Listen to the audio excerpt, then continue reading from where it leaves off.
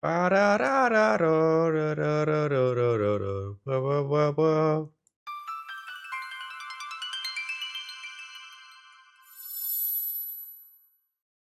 folks, Phil Gallagher, aka ThrabenU here for another Legacy video.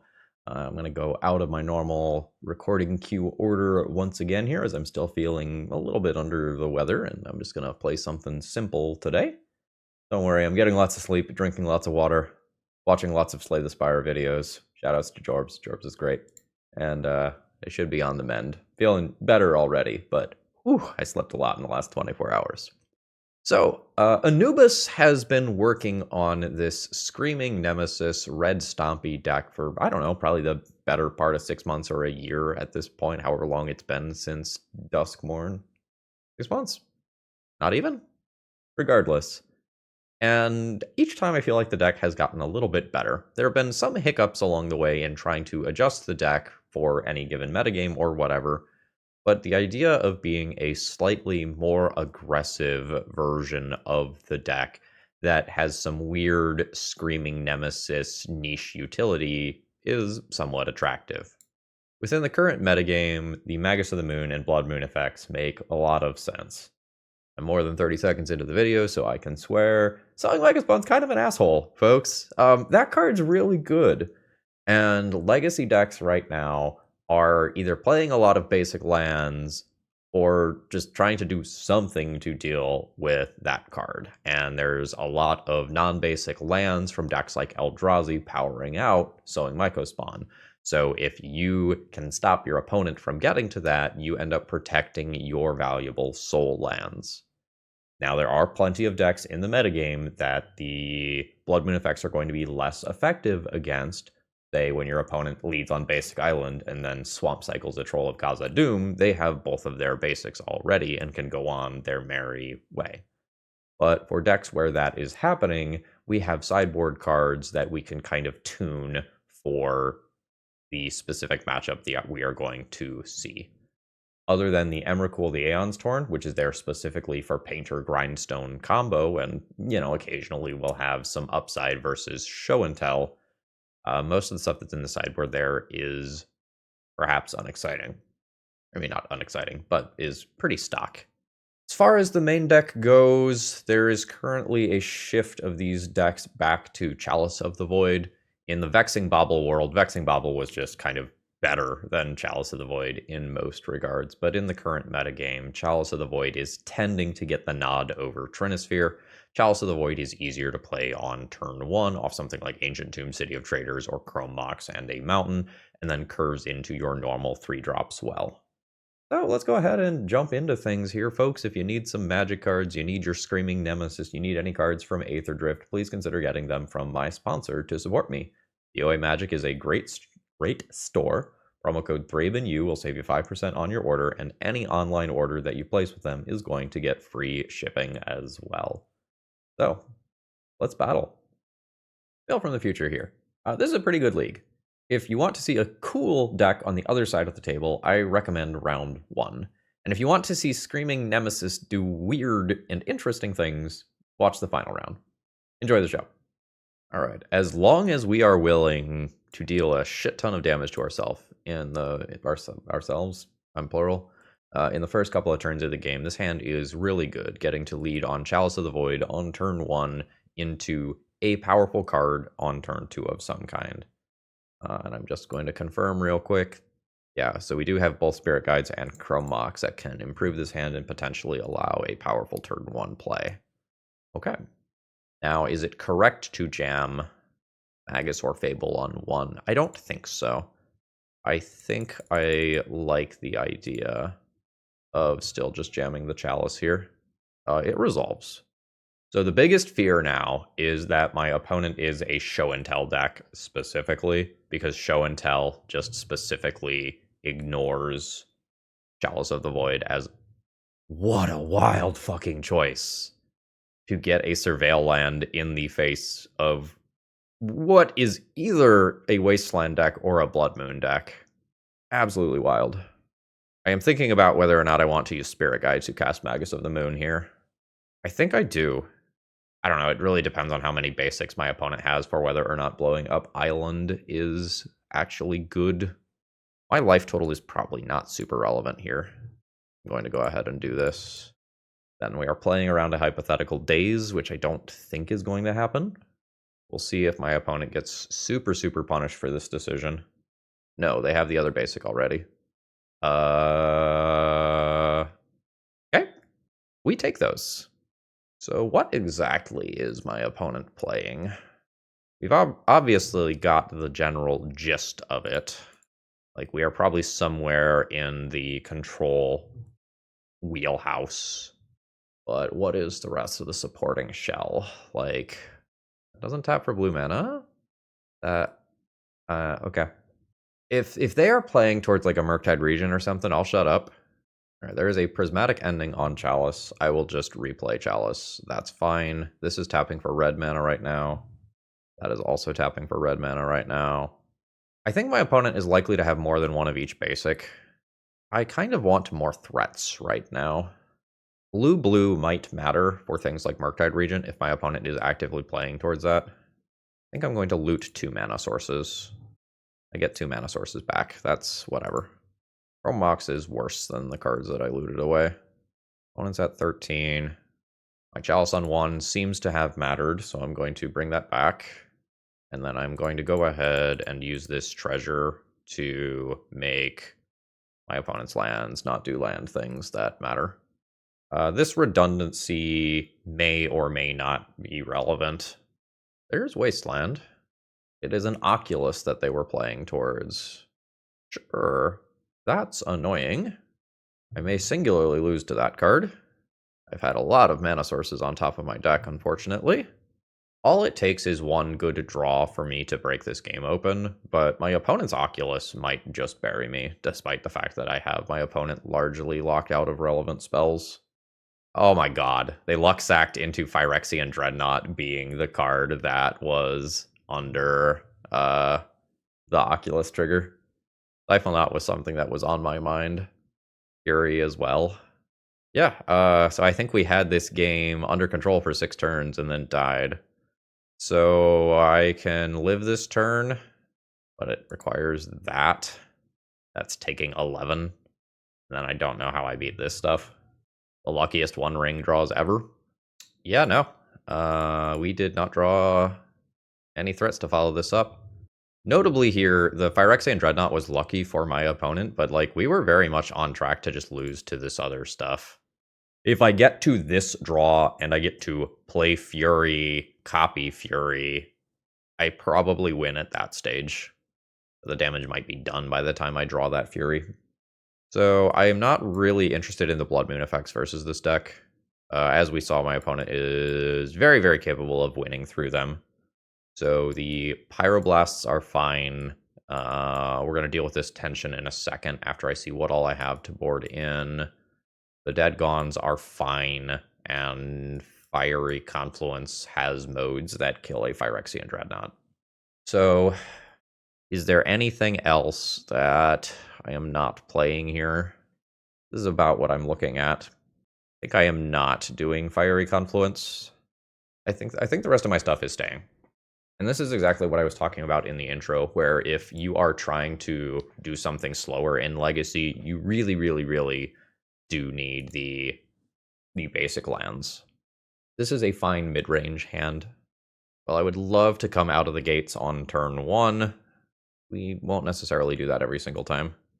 All right. I will Pyroblast a Tamiyo if my opponent plays one here. That's just a fine use of my resources.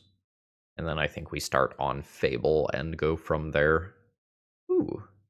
Fable's mid-range elements are really, really good in slower matches. Alright, we've resolved. Oh, also, if it is not super, super apparent from just how the timers have changed, the last Magic Online update that was pushed really, really, really eliminated the lag. I think I mentioned it in the video that I would have recorded for Wednesday for you all, but it is so much smoother on my end to be recording now. So shout outs to the MTGO team for doing some really good job with troubleshooting. I know they have gotten a little bit of flack from the community, or pushing that update in the first place, but like the cards are so much more readable than they used to be. Fury. Not really ready for Fury yet. I think I'm going to get rid of these two. I kind of have 6 mana this turn. I think we are going to play the thing with haste pre-combat. I got a Force of Will. Pitching a Daze. We'll send on in there. Opponent goes to 17. Then I'm going to go ahead and dump another Fable of the Mirror Breaker into play. I think we are not respecting Daze there. I think I am just trying to get ahead on board as quickly as... Ooh, no more land for my opponent. That's not good. That's very much not good. I'm going to loot through Sundering Eruption here. Fury is okay in another turn cycle, assuming I get an active Fable. I think I'm going to keep it.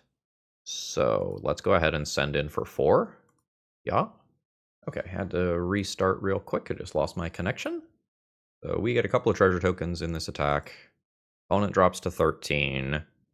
I think I'm going to take 2 to cast the One Ring and leave myself with some treasure tokens afterwards. Assuming the One Ring resolves this second Ancient Tomb will not damage me.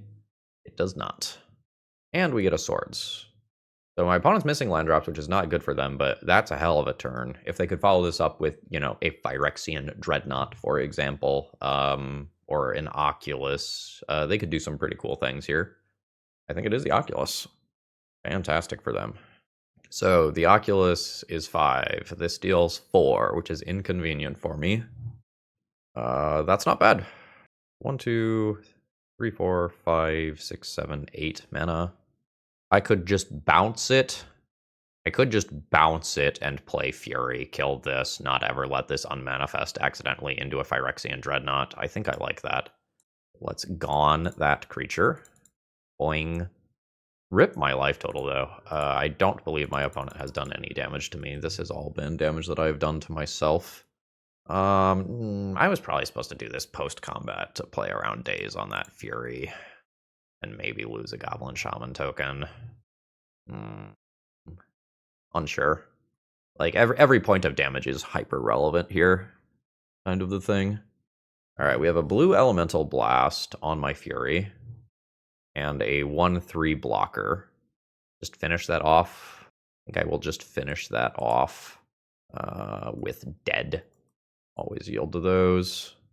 My opponent gets 1 block in. Goes to 4. This is fine. Oculus is close to happening again, but does not happen again. So we get another game. But I'm again thinking about Fiery Confluence. It has some other utility, such as like getting rid of a handful of horror tokens from Oculus.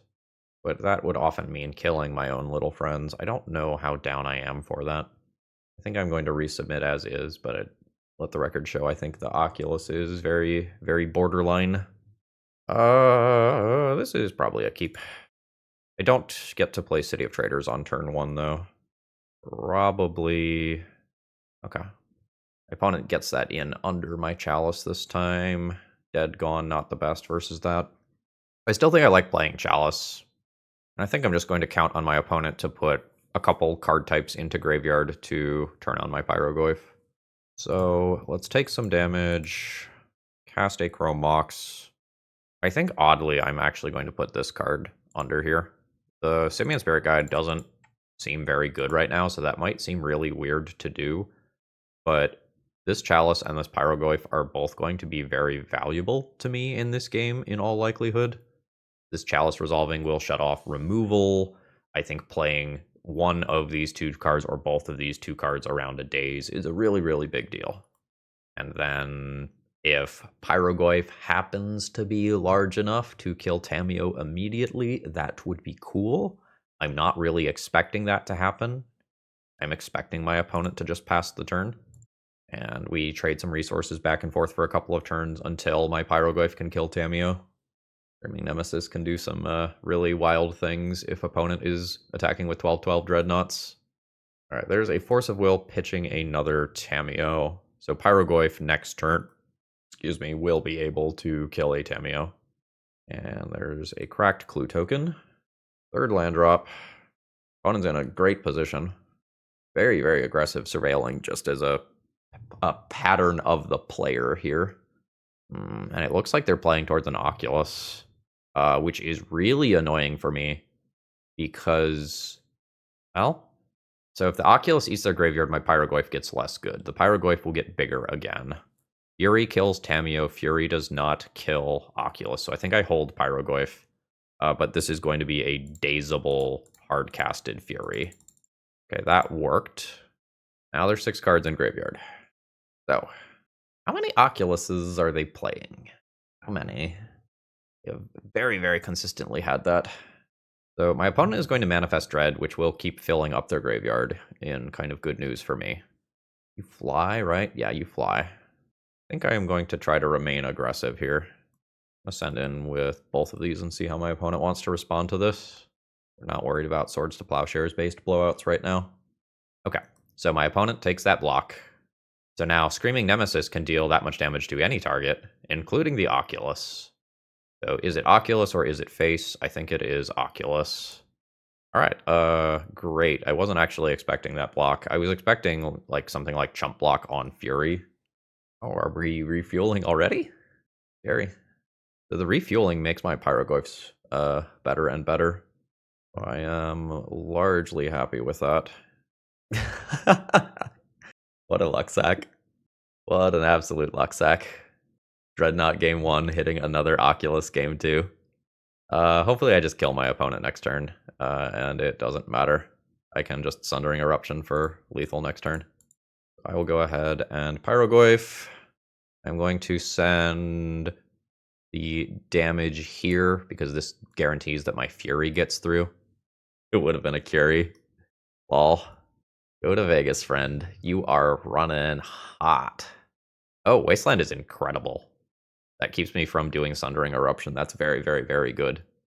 Yeah. I can draw a mana source to get out of that. Do you have another one, too? Yeah, they do. I think they're playing the full fucking playset of those. So my opponent is going to Manifest Dread twice, so my Pyrogoyf will get bigger again. That is a mana source. Is the last card Daze? We riot if the last card is Daze. Oh, actually, it's a problem now, right? Because it's creatures without flying. These fly. Damn. So I just hope my opponent attacks with one, and I get lethal. All right. Yeah, this is fully going to be, does my opponent play around Sundering Eruption? Damn it. All right, there's a cracked clue and the Wasteland. So I need to hit another mana source off the top. Okay, I should win this game if I have a mana source on top of my deck. I'm at 5, so it's got to be this turn. Manifest Dread twice. Goyf is a 4/5. All right, we even get to play around Daze now. So, destroy a land and present lethal. Whoa. Opponent was a luck sack, but I was too. I needed those back-to-back land drops, and I got them. That was a very tight game. Opponent's deck looks great. Oculus is really, really strong against what I am doing over here. Oh, there was a Triumph of St. Catherine as well. That was something that I thought also might be in the main deck or sideboard of this deck. Massive thumbs up to my opponent's deck over there. It seemed very good, and we got lucky to win this one. Today's video is sponsored by Moxfield.com, and I could say all sorts of great things about them, but I'm just going to point to this number. I have 488 deck lists stored on this site. That should give you a feel for how I feel about this website. And if you were to go to my profile, you could see all the deck lists that I'm messing around with, including my EDH decks, and you can even see some of the deck lists I record with before they hit the channel. Ooh. All right. Opening hand is pretty strong. We are very, very likely to just lead on Fable of the Mirrorbreaker this game. We are hoping not to just eat Entomb Reanimate immediately. We don't do a lot against that. Daze also would be quite strong here. I'm going to end up dealing a very large amount of damage to myself. So regardless of whether this is an Entomb deck or a Delver style deck, we might be in trouble. I am not resolving. Get dazed. So one of the downsides of playing a large number of these MDFCs is that you on average deal more damage to yourself. So against the more aggressive decks in Legacy, your Delver style decks, your Tempo decks, you very noticeably make your win percentage worse versus those decks when you add in a bunch of these. We'll throw down a Screaming Nemesis immediately. So just kind of imagining when my opponent plays a Nethergoyf or a Murktide Regent or some other creature that can clock me, if I am taking 2 damage a turn from Ancient Tomb and, I don't know, 3, 4, 5 damage a turn from a Nethergoyf or a Pyrogoyf or whatever, I die fast. I die very, very quickly. All right, opponent's on 2 mana. Entomb Reanimate can happen. Troll Cycle Reanimate can happen. Yeah. Obviously, Archon of Cruelty, real bad for me. I don't think we are going to beat that. So I sacrifice a Screaming Nemesis. All right, is there sorcery in the graveyard? There is sorcery in the graveyard. Is there creature in graveyard? Yes. Is there land in graveyard? Yes. So I can't do anything to grow Pyrogoyf to a 5/6 currently. Or sorry, a 6/6 currently. Or this. So this is 3 damage. So I can't tap Ancient Tomb. I think my opponent's just got it here. Going to just quickly confirm that I don't have outs. What about drawing the One Ring next turn? What if I set up for that? So I will Chrome Mox, Imprint, Broadside, play City, play a 5/6 Pyrogoyf. Trigger goes at my opponent's face. Another Pyrogoyf is not going to be live to kill them, though. They are going to be at 8 life. So I expect this is the end. I'm at 1. Ancient Tomb is off. I do have 4 mana to play the One Ring. But keep in mind, my opponent still has 5 cards here. So I think it's pretty likely that I do something and it gets countered. And we end up a touch short. Animate Dead on Pyrogoyf. That kills me right now. Yeah. Just for lulz. Was it the One Ring? No, it was Fury, which would not do enough. So we would like Leyline of the Void. We would like the ability to bounce a large creature if it gets into play. I can consider Pyroblasts. They're not overly exciting. The Blood Moon and Magus of the Moon effects are not very potent against my opponent, who will know to play around them and who has Troll Cycling to completely ignore that aspect of my deck. I think this is what I am doing. If I had more removal, I would board it in. I am finding that against this deck, I tend to lose. I think this is a tough matchup. And it's not just because the Entomb Reanimate thing can overpower what you're doing, but Pyrogoyf in the mid game is often bigger than a lot of your red removal. And it coming down and having lifelink and stabilizing the board is a really big deal. If we get an opportunity to do damage to our own Screaming Nemesis somehow and keep our opponent from gaining life, that is something that we could do. So we could ping our own Screaming Nemesis with Shatterskull Smashing or Dead Gone or something. Okay. So we don't have a Leyline hand, but we do have a hand that can get Fable of the Mirrorbreaker down quickly and then hopefully do something somewhat broken. I think I am imprinting a Fury here. It's not likely to be hard castable in the short term. And we might be working on a plan that looks something like loot, land, and Shatterskull Smashing into the graveyard to grow Pyrogoyf. And we can work towards Reflection of Kiki Jiki, copy Pyrogoyf as a longer term plan. Yeah, so let's put Sorcery Land into the graveyard. Those aren't bad cards. The Chrome Mox isn't exactly great. I will probably end up throwing that with a Broadside at some point. Let's get a treasure. Opponent's at 18. I think I need to attempt to shut off actual factual reanimate here, but my opponent gets a chance to entomb in response to this, which could be disastrous. And if my opponent just has entomb and animate dead specifically, they dodge So we get to play around one of Reanimate or Animate Dead, but we don't get to do both. I believe it is correct to put the Chalice on 1 and not on 2. Chalice on 2 runs into Daze, and Chalice on 1 also shuts off so many more cards in my opponent's decks. It shuts off all of the cantrips.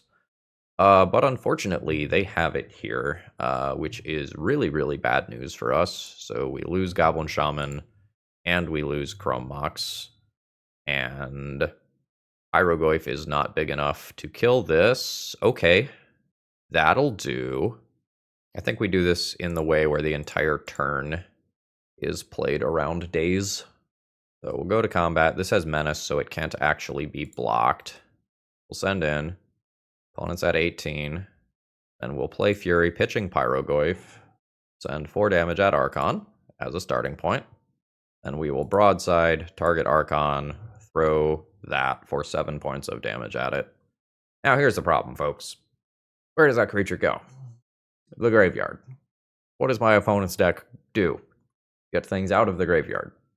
So another Animate Dead is still a massive problem. The Goyf, like we talked about earlier, also just very scary. Land drop Goyf is devastating. Roll cycling. Not going for the basic, which I don't think they need to do. That's fantastic. I think I'm going to do regular combat first, just to see if anything weird happens. So if a Bowmaster happens, for example, there is a chance that that happens in combat, and then I know before I play this One Ring. This is dazable. I think I'm just good with that, though. Alright, so I have protection from everything. I'm going to draw a card. I think that's a 2 damage burn spell. I think that's what that is. Let's just broadside, target your face, throw Chalice. Opponent's at 12. Very, very close to dead after a broadside attack next turn and throwing the One Ring. They have bounced a Chalice out of play. That's scary. Reanimate is now online, as are any number of other removal spells. Yeah, it's Brainstorm, though. So I theoretically am beating an Archon of Cruelty already. My opponent puts it in play, I lose this and this. I attack with broadside, I throw the One Ring at it, and I draw a couple cards as well. See how it goes. Fatal Push is horrifying.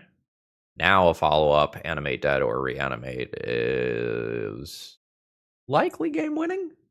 Yeah, it's another Animate Dead. So I have protection from everything, so I don't actually have to sacrifice. Screaming Nemesis. Okay. Draw some cards. Well, don't daze me? I think this is a don't daze me situation. Well, they did not daze me. That's the good news. The Force of Will is devastating, though. And now my opponent is getting so much value off of Archon of Cruelty. So I lose Reflection. I think I lose Chalice of the Void here. I think I just have to keep things that can finish my opponent off if I find a way to answer the Archon. I am dead to it next turn. And even if my opponent does, like, even if I get Archon out of play, my own One Ring is potentially problematic as well. My opponent is outside of range of, like, broadside throw the One Ring. That's 8. Oh, that's GG. I think I never beat that. Because now it's very hard for me to answer the Archon while doing something else. And I need to be doing something else so Brazen Borrower does not kill me. So I can try to draw a couple of cards here. Infuriate my own Screaming Nemesis to send some damage somewhere. That does not do me any good. That'll do. GG's. Tough matchup. I expected to lose that one. Alright, we've got a weird opening hand. I can play the One Ring on turn 2. I think that means the hand is fine, but it's very easy for the One Ring to get countered, and then I don't end up with a great follow-up afterwards, and I kind of just get stuck and don't play Magic. But the One Ring is probably objectively powerful enough that that's just fine. I'm punished for not leading on Basic Mountain. Tried to save the life because double One Ring is likely to deal a lot of damage to me. So I can go all in on Fable of the Mirror Breaker, or I can try to draw a mana source to go all in on the One Ring. I think I'm going to go all in on Fable here. Getting that treasure and doing the looting are both very, very strong right now. We don't know whether our opponent is like a Mycospawn deck or some blue tempo deck yet. This is like pointing fingers towards some sort of Eldrazi style ramp deck list. That is a Kozilek's command, which unfortunately can exile our token for 0 mana, which is real rough. Follow-up play? Palace on 0, sure. Yes, I am doing this. This is a great card that I am so far away from casting, and I think I need to be digging towards cards like Magus of the Moon, so this is fine. But I could eat Sowing Mycospawn this turn, potentially off something like a Grim Monolith, and that could be devastating. Thought-Knot Seer gets to presumably take Magus of the Moon. The other cards are not bad either, but Magus of the Moon seems like the thing that has the highest chance of making my opponent not play Magic the Gathering. From Mox. Palace of the Void. No bueno. So now we are reaching the Sowing Mycospawn mid-range hell portion of the game, where if my opponent has... we're dead. It's going to take a few turns, but I do not believe that we come back from this in the average game. This is 4 damage per turn cycle, and there are likely more Wastelands coming. I can crack back for 2. That's the best I can do here. I'm going to drag that all the way to the left so I don't accidentally get excited about that card later and cast it. The green man is now online. The Sowing Mycospawn is here. Not kicked, luckily, so I do get to keep my basic mountain. My opponent is going for Gaia's Cradle, though. No follow-up play. That's great for me. I am at 12. I think my opponent is going to cast 1 large card, and then I'm going to concede. They now have a gajillion D mana. Kicked Sowing Mycospawn? Vow of Destiny instead. Yeah, that's fair. I think the onboard power now is just enough to beat me 100% of the time. Alright, let's get Chalice of the Void out of the deck. Let's get Thing that can answer creatures into the deck. I potentially need to Disruptor Flute for Wasteland. It can go on other things as well. I'm not excited about that. It might be something that I have to do. Again, when you are playing roughly 8 of these MDFCs, you have way fewer basic mountains that you can just lean on. Interestingly, if I lead on basic mountain rather than trying to save 3 life, there is a very, very good chance that I win this game because I get the 1 ring into play. I still like the line that I took, but with how that game played out, I think I win, or at least am much more competitive if I play basic mountain. I think on the play, I'm going to play Fiery Confluence, and on the draw, I'm going to play Disruptor Flute. What does this do? Land, Chromox, Screaming Nemesis into maybe Pyrogoyf. That's small because neither one of us is putting many cards into graveyard. I don't think this hand's actually that good, especially considering that we have like the Blood Moon style hands. I think this just goes back. So Ancient Tomb, Chrome Mox, Imprint, something, play Blood Moon, play this to get 3rd land and keep one of these 2 as follow-up. I think I'm going to keep the 1 ring. So, yeah, Imprint Fury, and we Moon. So something to keep in mind is the Ancient Tomb now is producing 1 mana. So that's why we still need the Shatterskull Smashing as a follow-up. We're playing that as a land, but again, this taps for 1 mana, so we only have 3 mana this turn. There is Wasteland. There's a redundant Blood Moon that I guess I can play. It is possible for both of these to be eaten by the same card. Gaia's Cradle, which does tap for mana. So my opponent has Sowing Mycospawn. So if they have a basic land, they can go and grab that. They do have a basic Wastes, unfortunately. Yeah. Probably not 2 basic Wastes. I think this is worth doing. It means that I'm going to take some damage in the short term. There is a basic Forest. I think I care less about that one. I think. I'll take 3 damage here. 1 ring is great, and should, on average, very easily take over this game. I think I'm fine with that being a land here. I don't think I need that to be a spell to answer Sowing Mycospawn. So opponent has lots of mana, but not the ability to do anything with it, which is great for us. Broadside is fine. Screaming Nemesis is fine. I think we're just going to play Screaming Nemesis and just pass. If my opponent attacks selling Mycospawn into it, like, I'm happy to trade and then send 3 damage at my opponent's dome. That's okay for me. Alright, opponent does not attack. And we're probably good here. So, play a Broadside. I've already played a land, right? Yeah, I've already played a land. Okay, my opponent's just done with me. Yeah, I was just thinking through whether or not I'm killing the Sowing Mycospawn or sending that at face. I think either way is a good use of my time. I could also just gone the Sowing Mycospawn, and that's valid as well. So now I think on the draw, I am just going to get ever so slightly better versus Wasteland. This is a good hand that does not Blood Moon. I think I am fine with that. We'll probably Chrome Mox, imprint a Shatterskull Smashing, and play Fable of the Mirror Breaker on turn 1, and then loot through some amount of this mana, either looking for a Moon effect or for something like a Pyrogoyf that can remove my opponent's stuff. Ayavugan, pass. So, Chrome Mox, imprint Smashing, make sure I clicked on the right card there, and drop Fable. That is a Yavimaya, which means that selling Mycospawn is fair game.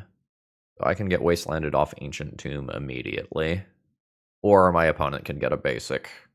That's a really tough choice, and I don't know that I can say which of those is correct without knowing what those 4 cards are. Alright, they are going to go for their own mana stability. Oh, that's real good. I am definitely using this ability. I don't want this Ancient Tomb. Wait, what if I double Broadside this turn? Ancient Tomb Spirit Guide lets me double Broadside. That's sort of interesting. I think I'm planning on Broadside throwing a treasure token to kill Glaring Fleshraker. I'm going to try this. So, I guess if I'm not going to use the extra mana this turn, I could just not take the damage with Yavimaya. No, I think I'm taking the damage. I think I'm going to do tapped Shatterskull Smashing this turn. Let's do this. I'm going to leave myself options, though, just kind of see how combat goes. I want to attack with both of these. Is there any world where I let my opponent block? No, I don't really want that to happen. Might have changed how I'm doing this, though. I like the treasure now.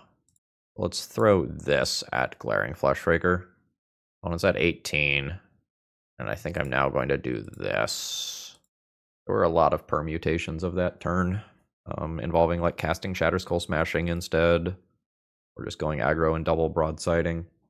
Null Rod. That's very, very good against what I'm doing. And Disruptor Flute is going to accidentally shut off this second broadside that's in my hand. Okay, so there's creature, land. I need to discard. Okay. So discarding sorcery makes Pyrogoyf big enough to kill Sowing Mycospawn, which would be cool. But that's my way to cast this through that Null Rod. So I'm going to loot this broadside, and then there's like a risk reward of do I loot Shatterskull Smashing as well. I think I have to keep this Shatterskull Smashing. Got Spirit Guide. Could have made it work. Play this. I'm going to say yes. I think what I'm going to do instead is do these for green mana. Oh wait, no, I can't throw with broadside. That's right. I think I'm just going to copy this another turn cycle down the line.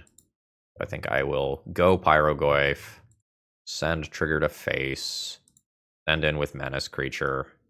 I should have attacked in with Goblin Shaman token first, see if my opponent blocks. If they block, I finish with Pyrogoyf. That was sloppy on my end. But the hope here is that I get to just copy Pyrogoyf with Reflection of Kiki Jiki and kind of go wild. Null Drifter. Opponent opts not to try to aggro me back. So, I think I'm chilling for a turn and doing something cute. There's a chance that this can backfire, but I've got something quite powerful that I can do. Blast Zone is fine. I am fine with taking 4. The Annihilator 1 is not that big of a deal. I can just sacrifice this Chrome Mox that has no text as of right now. Take 4, go to 5. Thought Not Seer is fine. Alright, so, in case you're not super familiar with the exact text here, you sacrifice the tokens you make at the beginning of the next end step. So, I'm going to copy a reflection of Kiki-Jiki here, and hope that my opponent does not have the card Dismember, or equivalent. Seems like they do. This was the backfire case that I was talking about. Yeah, so now my opponent can just make a bunch of spawns that can jump block. They get to... What? Hold on, what did you just do? Oh, they messed up. Oh no, they exiled Pyrogoyf. I see, Pyrogoyf is gone. Okay, well, I'm going to make a large number of reflection of Kiki-Jikis. How large a number? I don't think tap Ancient Tomb large of number. The last one a broadside? I think this last one is a broadside. No, I think I tap Ancient Tomb once for 2 life. So we'll make one more reflection of Kiki-Jiki, and then make a broadside. My opponent having all of these extra spawn tokens is hyper relevant here. Now I can turn every reflection of Kiki-Jiki into a broadside, which I will start doing. So, yeah. Deal 2 damage to myself once. Yeah. This is green. Yeah.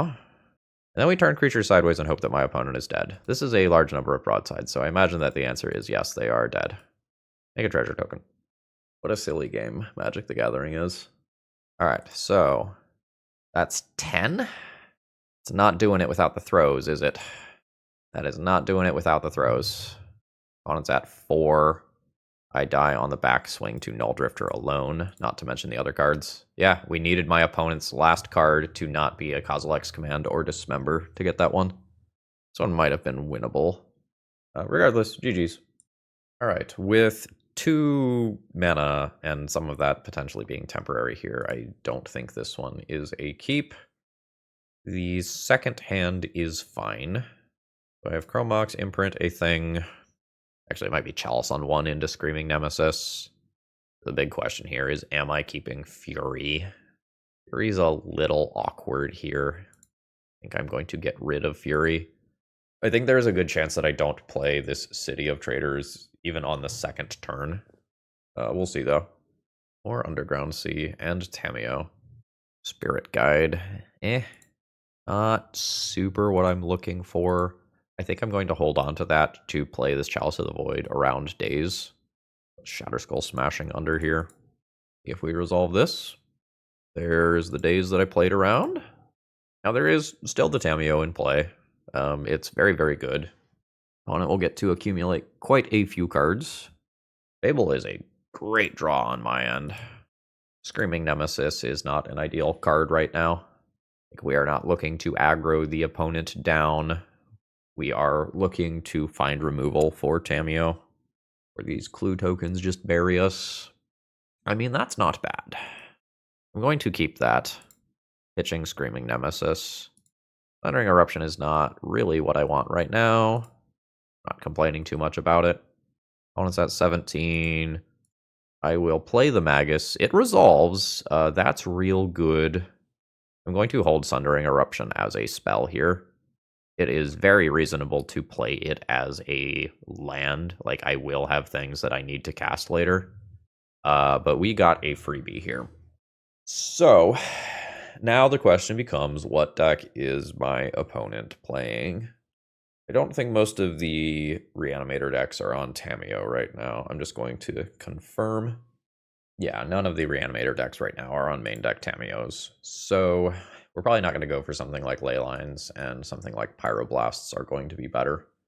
I don't really think the card is super impressive, but I think I am going to play Dead Gone here. Pyrogoyf is devastating for this deck, and I think I need to just have outs to that card. So in bringing in a pile of Pyroblasts to answer cards like Oculus or Tamiyo or Murktide, my Chalice of the Voids get worse. I might just be boarding those out. I think I have to make a choice on cutting some number of Blood Moon effects or Chalice of the Void effects. I think on the draw here, I'm going to send the Moon effects out. I think that's how I'm going to approach this. And then when I'm on the play and I have a chance to throw down moons before my opponent gets their basics, I can do a change of strategy. This opening hand is fine. That's all it is fine. I don't know that it's really worth throwing back. I'm not excited about it, but it's solid. Like, I have 4 mana sources, 2 very good glue cards. Okay, yeah. These are the sorts of cards that scare me when I'm playing decks like mine. They get big, and they kill me. I'm going to go ahead and just play a land here past the turn. Wastelands are scary. Life loss is also scary, though. Again, we have seen Sundering Eruption do some good things this league, give us really good outs, but there is a cost, and the cost is making your tempo matchup very, very noticeably worse. Ancient Tomb is fine. We will Chrome Mox. Could imprint either one of these reasonably. I think I'm going to imprint a Fable and just keep this as a bonus land. We're going to cast a Fable. A great day's opportunity for my opponent. They do have it. Hopefully I can reach a mid-game where the One Ring happens. Holy shit. Okay, yeah. I am at 13. This saves me life, assuming that it does not get Force of Willed. Alright, it does not. So, we need to start formulating a plan to beat these. I need to probably clog up the board with something like a Pyrogoyf. Pyrogoyf counts both graveyards, Nethergoyf only counts one. So that would be a fantastic way to get through this current situation. Orcish Bowmasters is something that I have to respect here. Screaming Nemesis is okay defensively. 1, 2, 3, 4, 5, 6 mana, so I can play 2 3-drops here. And I probably will do so.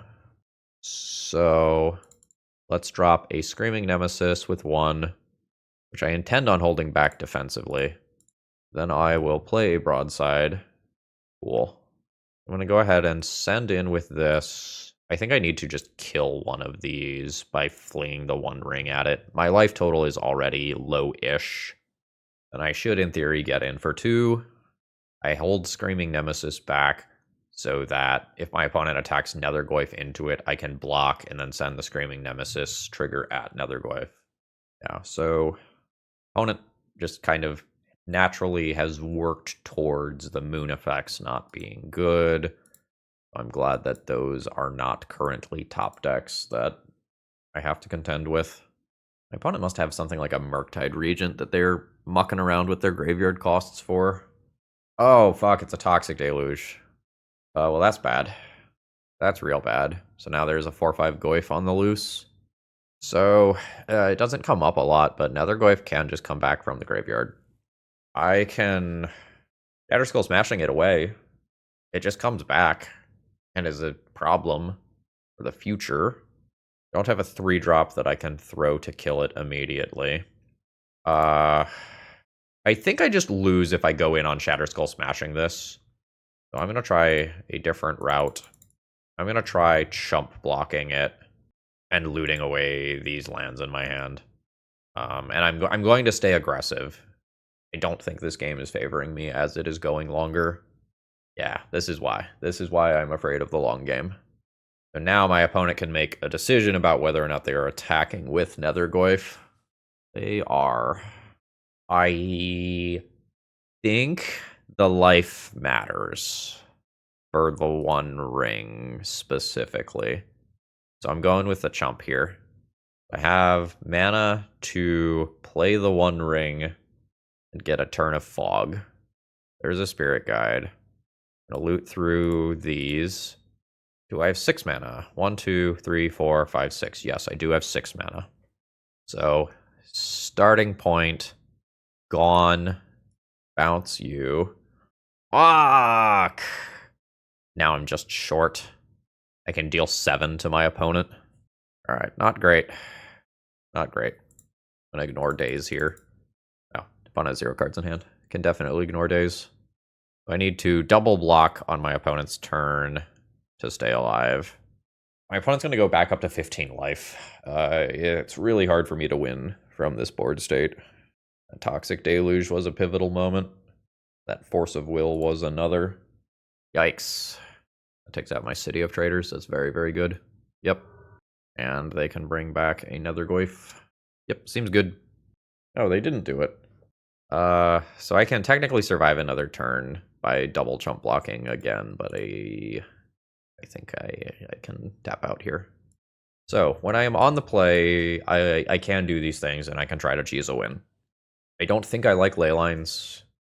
They are good against Nethergoyf. They're not really that good against Pyrogoyf. Like, that is one of the cards that you like to play when you get ley lined out of the game if you're playing Reanimator. So don't know that that's great. And now it just becomes a question of, like, do I think the matchup is scary enough that I want to, like, do some moons over Pyroblasts or Chalices? I think I do think it's scary enough. I'm going to do at least that many. Now, do I want the Maguses back? Can't replace Screaming Nemesis. The not gain life part is super, super relevant. Furies often aren't killing my opponent's stuff. I could go down on those to play a couple copies of Magus of the Moon. But without the Pyroblast, I'm going to be worse against things like THO or Murktide Regent. Or Oculus if my opponent was doing that, which would be a little more spicy, but not unprecedented. This probably does not have stable mana. I'm going to mulligan this one. This is fine. It's not doing the Chalice on turn 1 like I would like, but this is fine. I'm going to keep this and pitch the Fury. I really want to do that Chalice on turn 1 before my opponent has a chance to put a THO into play. It's a really big deal, but I don't think I play City of Traders on 1 to make that happen. I think that just makes my follow-up plays noticeably worse for the remainder of the game. And I think we're doing this in a way where we get to keep the City of Traders around for longer, not in the way that plays around days. It's Force of Will instead. So what are we afraid of? Double Goyf would be the scariest thing. Double Nethergoyf specifically. There's one. Okay. I'm going to go for City here and reduce the amount of damage that I'm taking in the short term from Ancient Tomb. Do you have like Blue Elemental Blast? It's gross if so. Yeah. So we're scared of more follow-up threats. Baleful Strix is whatever. I don't super care about that. I care about these things that have like 3 or more power. Okay. Oh, fuck, I fucked up. I thought of the right line and then just physically did not do it. So the way that I'm supposed to play this turn is get rid of City of Traders and then play Ancient Tomb, so I can also play Fable of the Mirrorbreaker as a follow-up. That is what my brain wanted to do, and I did not execute that line. Or sorry, Screaming Nemesis is the card you play. You play Screaming Nemesis so that you can block Nethergoyf. Hopefully it doesn't matter. God damn it, I fucking hate this pile of shit card, except when I'm playing it, and then it is the greatest. Alright. We've got an uphill battle at this point. This is not dazable, so that's good. Okay. So currently Broadside can throw the 1 ring at that. Not the end of the world. Please don't Bowmaster me is kind of where we're at now. Fuck! Gah! Yeah. Anyway. Ow, basically. So I'm at 6. I did not draw any more mana. So I can throw at Goyf and then take 3, 4, 5. Dead.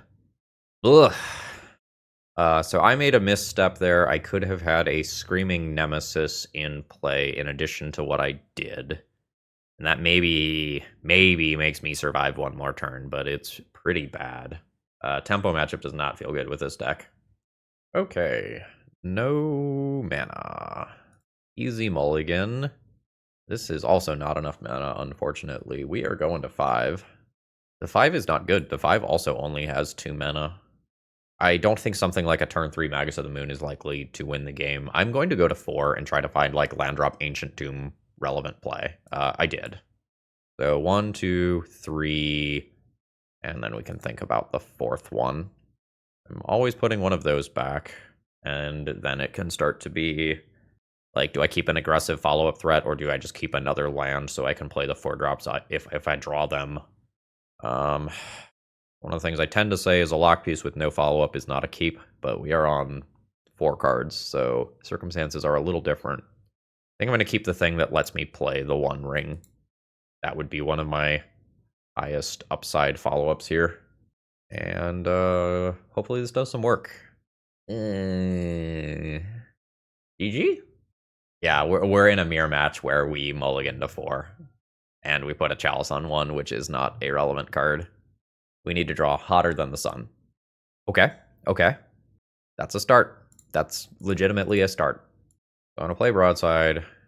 I go to combat. I'll swing in for 2. Got menace. Opponent can't block it. So they're at 16. And then we'll yeet the chalice, take out that, maybe keep my opponent from casting a 4-drop. We're at a massive disadvantage here. Notably, the Pyrogoyf that I draw is not big right now. Every card that's in the graveyard is somehow an artifact. Opponent's got a lot of mana. They probably aren't going to do more than 1 spell this turn, though. Okay. Alright, I played towards the card that was one of my highest possible upside things. So that's great. See what we draw. Okay. Send it. Opponent's at 14. I think I'm pretty likely to want to cast another one of these next turn. So, face. Opponent's at 8. I don't think I'm going to kill my opponent next turn. But 2 from broadside plus 6 from throwing the 1 ring is 8.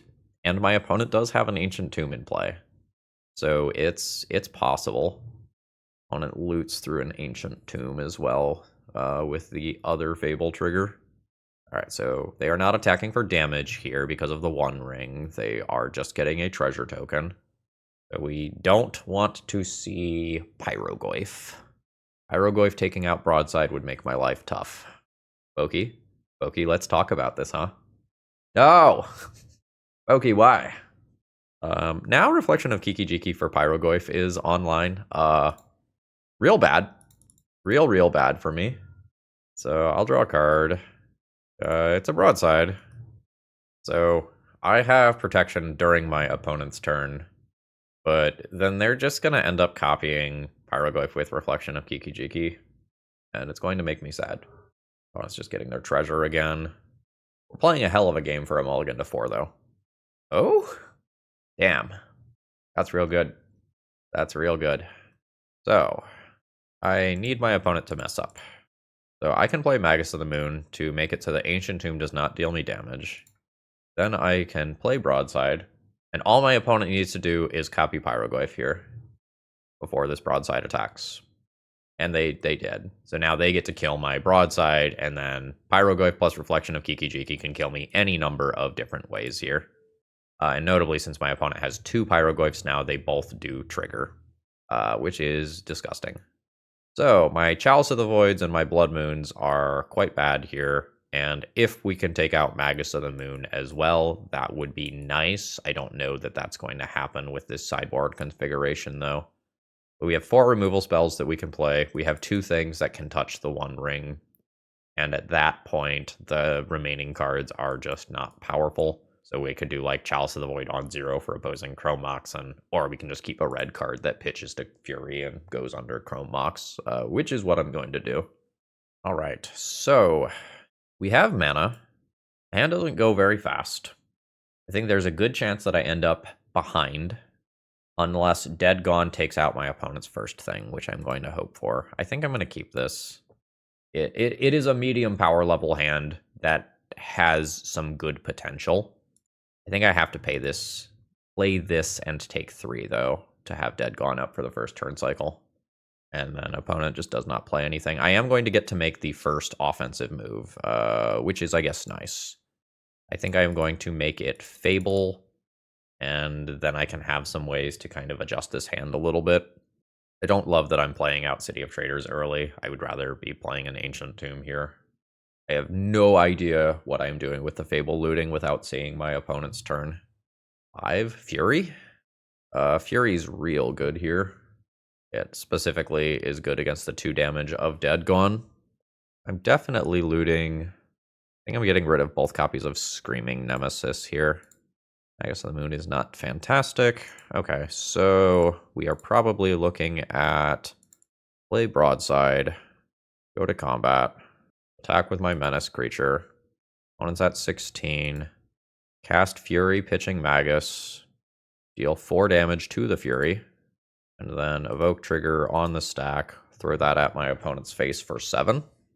Opponent is at 9. I have a Fiery Confluence in hand. I have theoretical lethal next turn. I don't know that it's practical lethal, but I have theoretical lethal for next turn. Okay. So, we're going to see if we can go to combat with Broadside. Ooh. It feels like this is dead. It's not dead gone. Oh, then I think I should win. Opponent's at 7. Fiery Confluence. I would like to deal 6 damage to each opponent. Use the Spirit Guide for that. Then Broadside, target you, throw Reflection of Kiki-Jiki. We force another game. What was in my opponent's hand that game? So they did not cast anything at sorcery speed on their own turn, and they also did not have removal for Broadside. Could be a pile of lands, a pile of like Chrome Mox or something. They must have just had a clunker, or like some Blood Moons that weren't worth casting or something. I don't think there's any play draw differences here. I think this is an unexciting hand that I am keeping. I have solid mana, I have some removal, I have some selection. This is fine. I'm not excited about it. It's fine. And we'll just kind of see if opponent gets out in front of us. They do not. So once again, I luck out, and I get to be the person who makes the first aggressive move. So we'll throw down Fable. We can loot through some of this stuff and formulate a plan. That plan is going to vary a little bit depending on what exactly my opponent does. You know, everything from the One Ring to Pyrogoyf to Broadside to Fable can happen this turn. I am probably not keeping Magus, but we'll see. 4 mana. All right, opponent has the One Ring and draws. I think I'm likely to loot these 2 cards here. Screaming Nemesis. That's an okay card. I'll loot Magus and then 1 of Shatterskull Smashing or Mountain. I'll loot Smashing. That is a Fury. I think I'm likely to want to cast that next turn and actually use that as removal. I think I'm going to take 2 here, play Screaming Nemesis, and hold up Dead. So again, no damage because of the One Ring. So opponent could have 6 mana on their turn if they have another Soul Land. The 6th mana is a really big deal to do 2 3-drops in one turn. We'll see how this goes.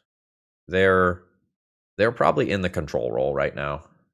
They want to stop my aggro elements and stabilize the board, then just let the One Ring kill me. Whereas I want to attack my opponent for like 8 twice and kill them. Screaming Nemesis is notably really annoying versus red removal. Alright, there's a Broadside. I have Dead for that. Beginning of combat. Dead, Broadside. And then hopefully my opponent does not have a follow-up play. There's thinking. It seems like there is an option for a play, but it might not be correct to take it. So potentially 1, 2, 3, 4, 5, 6, 7, 8. I can do both. I think it's correct to hold my Fury for a turn, though. I think I just want to be able to get a creature out of the way. So here's that attack for 8 that I was talking about. And then I think I'm just going to pass the turn and not telegraph that I have Fury Reflection of Kiki-Jiki coming.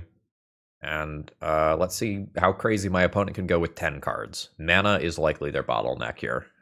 Screaming Nemesis, for the first time this league, might actually like do something very, very relevant with its trigger. Like, my opponent can't just stabilize the board with large creatures like Pyrogoyf here. I think I've likely got this one. It is Fury. Fury can kill both of these, which is what's happening. All right, it is a new copy of the One Ring. That buys my opponent a little bit more time. I would like to draw something that is playable on my turn. Just literally anything that I can do with my mana. Otherwise, I'm going to be tempted to play this Fury when I should probably hold it. Because the Fury is the difference between me presenting lethal and not. Alright, a Magus of the Moon discarded. Ooh, shit. That's real good. Yeah. We're going to shut off these One Ring draws.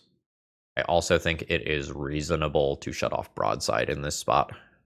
So, my current plan is attack for 6, and then Fury for 4 damage, send the 4 damage at my opponent's face. And that's lethal. I have multiple bodies back, making Broadside awkward. One Ring now costs extra mana in addition to just cutting off its drawing ability. Opponent's a champ hanging in there like this. That was 4 mana and then they untapped it. I wonder if they have another One Ring and they can't cast it because of Disruptor Flute. Alright, there's Broadside. You can throw a One Ring at a Screaming Nemesis, and I can redirect that damage to your face. These must be very frustrating to play against, I will say that. Okay, so I can go ahead and just double block here, and that should be fine. It's probably going to result in 2 to 4 direct damage at my opponent's face. Okay, what did my opponent target with that? They targeted a Screaming Nemesis with that. Screaming Nemesis trigger. Screaming Nemesis trigger will go at your face. 6 damage to your face. The 2 damage that Broadside is now going to deal to Screaming Nemesis is going to put lethal damage at my opponent's face. I don't really know if there is a way out for my opponent from that situation. If I'm in their shoes, I think I would... So if you attack you and I block, they were at 8, right? So if they're at 8, if they attack and I block, then the 6 damage of Screaming Nemesis comes in. Their position might be bad enough that they have to attack, hope I don't block, throw the ring at my face, attack, like hope I attack for 6 and they can kill me the next turn or something. That was a really, really bad spot for them to be in. All right. Overall thoughts on the deck list. Fine. The build seems solid. I think more generally, the problem is with the positioning of this deck within the metagame. And I'm going to pull up like MTG Goldfish real quick to take a look at something. Okay, so there's this rock, paper, scissors game going on in Legacy right now, right? Where the red Stompy deck, on average, should be beating the Eldrazi deck. We had some trouble this league, but on average, that should be a good matchup for you. But I think the Dimir Reanimator matchup is very scary. I think that's slightly unfavorable. I think the Delver matchups in varying varieties are scary. And then against other Ancient Tomb decks, it's really variable. It really depends. So I feel like there is, like, I don't know, ballpark roughly this 15 to 20% of the metagame that I feel really, really bad against. And that doesn't make me the most excited to be playing this deck right now. I think this build is totally fine. Screaming Nemesis did some great things in the final round, but otherwise was kind of an unimpressive card. The core of this shell is very good, and Screaming Nemesis is just a high variance card, where when it's good, it is incredible, and when it's bad, it is struggling. I haven't really solved how you beat the Black Goyfs, though. Those in a tempo shell just can come down on turn 1 if they're on the play. That can come down before a chalice happens, and the Pyrogoyfs later on are just absolutely just game enders for my deck. You can have a big menace turn, swing in, get rid of it, but I think we saw like 6 7s and 7 8 Goyfs in this league, and red removal is not meant to deal with those things. And I don't think there's too much you can do in the sideboard to help out with that. A lot of the other removal things that you could be playing don't actually answer it either. It's not like I can just slot in Dismember and go like, okay, we fixed it. We added more removal. There was some awkwardness in sideboarding where we ended up with Pyroblast and Chalice in the deck at the same time in a couple of rounds. That's not ideal. There may be some room to finesse this sideboard a little bit. The deck could need some sort of like unlicensed Hearse style card in addition to Leyline of the Voids. But the sideboard's kind of tight in terms of numbers here. Like if you ignore the existence of Painter, like maybe you can cut Emrakul and 1 Pyroblast to play 2 unlicensed Hearse or something like that, and that can help. That might be a direction that I would take this sideboard. All right, I'm going to go get some dinner, but maybe you need some cards. And if you do, you know where to go. Promo code ThrabenU will save you a little bit on your order. I hope you all have a wonderful rest of the day. See ya.